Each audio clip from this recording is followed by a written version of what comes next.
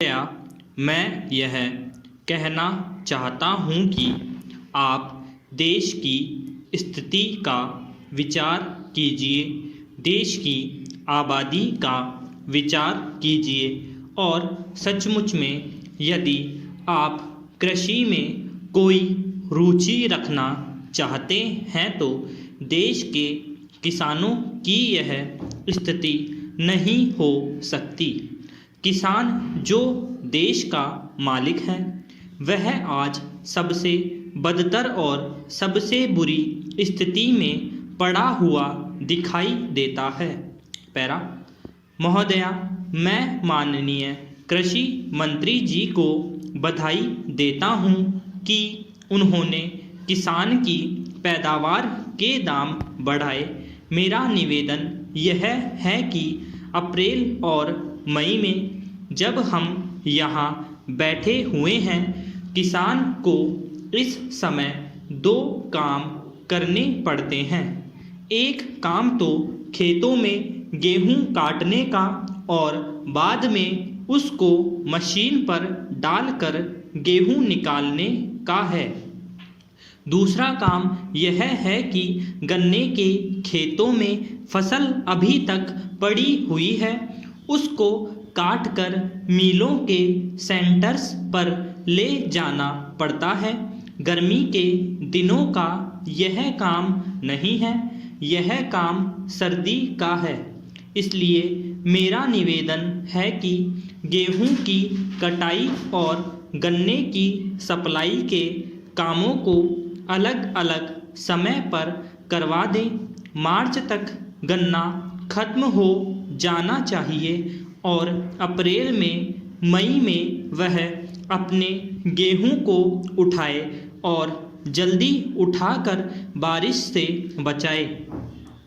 मेरा निवेदन है कि भारत सरकार ने जो शुगर पॉलिसी बनाई है उसमें कृषि मंत्री जी संशोधन करें ताकि जो गन्ना आज भी उत्तर प्रदेश के जनपदों में खेतों में पड़ा हुआ है वह मार्च तक खत्म हो जाए और किसान अप्रैल में अपने गेहूं की कटाई कर सके। एक बात मैं और भी कहना चाहता हूं कि यह जो कृषि मूल्य आयोग है उसमें कई वर्षों से सुन रहे हैं कि किसानों के प्रतिनिधि और एमपी लिए जाएंगे, लेकिन 6 साल से यह बात उठ रही है परंतु कभी हुआ नहीं। मैं आशा करता हूं कि माननीय भजनलाल जी अब नए मंत्री बने हैं, यादव जी आए हैं तो कम से कम अब की बार किसानों के नुमाइंदे उसमें होंगे और अधिकारियों के साथ बैठकर किसानों के उत्पाद का मूल्य तय करेंगे। ऐसा आप अवश्य करवा दें। इन्हीं शब्दों के साथ मैं आपके वक्तव्य का स्वागत करता हूं और महोदया आपको धन्यवाद करता हूं कि आपने मुझे बोलने का अवसर दिया।